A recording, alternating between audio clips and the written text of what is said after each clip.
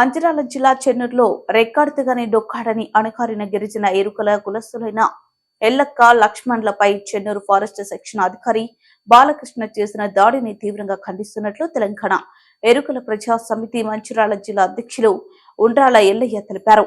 అమాయకులైన ఎల్లక్క లక్ష్మణ్లపై గతంలో జరిగిన దాడిపై అధికారిని ప్రశ్నించినందుకే కాకుండా ఇతరుల చేన్లో చనిపోయిన పంది విషయంలో మీరే చంపారని కేసు పెట్టి బెదిరించి గతంలో బంధించి మూత్రం పోసుకునేటట్లు చితకబాది బూతులు తిడుతూ గాయాలయ్యేంత కొట్టి గతంలో బైక్ లాక్కుని అది ఇవ్వాలంటే 25,000 రూపాయలు లంచం తీసుకుని ఇప్పటి వరకు బైక్ ఇవ్వలేదని ఇంకా లంచం కావాలని వేధిస్తున్నారని వీరిపై దాడిని చూసిన లక్ష్మయ్య మరియు ఇతర సాక్షులపై సైతం దాడి చేశాడని ఈ విషయంలో అధికారులు స్పందించి ఫారెస్ట్ సెక్షన్ అధికారి అయిన బాలకృష్ణపై తగు చర్యలు తీసుకోవాలని, లేని పక్షంలో ఎరుకల కులస్తులంతా పెద్ద ఎత్తున ఆందోళన చేస్తామని హెచ్చరించారు.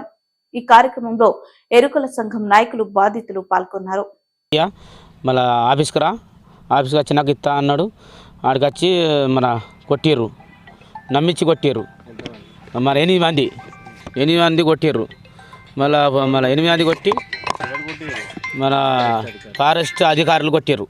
8 మంది మా అమ్మని కొట్టిర్రు, మా కాకని కొట్టిర్రు, ముగ్గురిని కొట్టిండు. 25,000 లంచం ఇచ్చిన. మళ్ళీ ఇంక 20,000 అడుగుతాడు. కేసు మేము పెట్టలేదు. కేసు పెట్టి ఇస్తలేడు. ఆడికి పోలీసుకి పోని ఇస్తలేరు. అడ్డ తిరుగుడు ఫారెస్ట్ వాళ్ళు పట్టించుకుంటలేదు.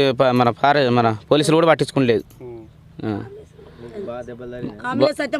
ఆమెలే సత్తే 2 సార్లు అయితే మరదెంగిండు. పోయిన ఉరికినాక నా కొడుకుని పొల్లు కొట్టిండు. నన్ను నువ్వెందుకు వస్తున్నావు నన్ను కూడా కొట్టినాక నేను అన్న ఎందుకు కొడుతున్నా సార్, కొట్టకు సార్, దండం పెడతా సారు నీకు మొక్కుతా సార్ అని అలా అందరి మీద కాళ్ళ మీద పడ్డా కూడా వదలలేదు.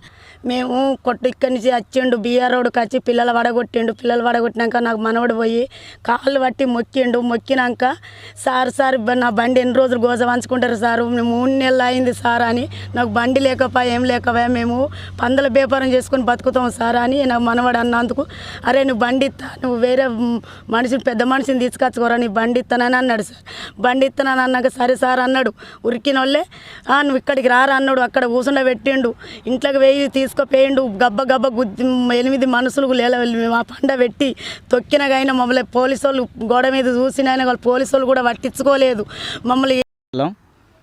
అయితే ఇది మన ఫారెస్ట్ అధికారులు మా ఎరకల జాతికి చెందిన వ్యక్తిని లక్ష్మణ్ అని ఆయనటైనని ఉండ్రాల లక్ష్మణ్ అనేటైనని మన 3 నెలల క్రితమే మన అది అడవి పంది పడ్డదని తీసుకెళ్ళి కొట్టారు.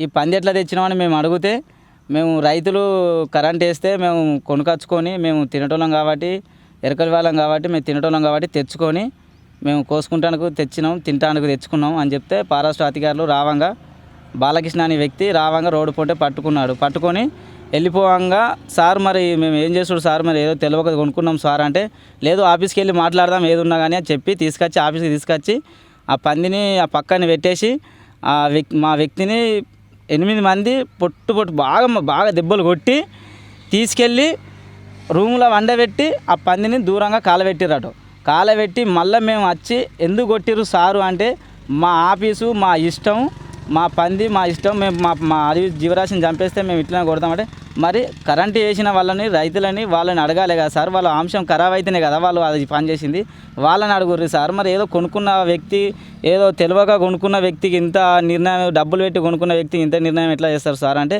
మేము ఏమన్నా కోర్టులో చేసుకుంటాం, మేము కేసు చేసుకుంటాం అని చెప్పారు 3 నెలల క్రితం. 3 నెలలు అయిపోయినాక కూడా మేము మళ్ళీ మధ్యలో ఒకసారి పోయి కలిస్తే, మాకు 25,000 డబ్బులు కట్టండి, మీ మీద కేసు లేకుండా మీ బండి మీకు ఇస్తామని చెప్పారు.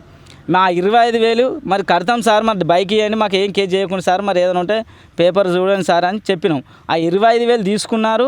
డబ్బులు 25,000 తీసుకొని పేపర్ ఇవ్వలే, మాకు బైక్ ఇవ్వలే, ఏమి ఇవ్వలే. మళ్ళా ఒక 3 నెలలు అయిపోయినాక మేము నిన్న మధ్యాహ్నం పొద్దున సార్ మాకు రోడ్డు మీద అక్కడ కలిస్తే, సార్ ఏమైంది సార్, మేము పేదోళ్ళం ఎరకల వాళ్ళమని దయాదండం అని అడిగితే, సరే మేము చూసి చెప్తా అని ఆఫీస్కి వెళ్ళి సాయంత్రం పిలిచి ఆఫీస్కి రాండి బైక్ ఇస్తామని పిలిచి మమ్మల్ని రోడ్డు మీద ఆగి అడుగుతావా? అడిగే అర్హత మీకు ఎవరు ఇచ్చిర్రు? మేము పారస్ అధికారులు, మేము గవర్నమెంట్ నుంచి ఉన్న వాళ్ళమని మా మీద దాడి చేసి ఆడవాళ్ళని చూడకుండా మగవాళ్ళని చూడకుండా 8 మంది ఎట్లా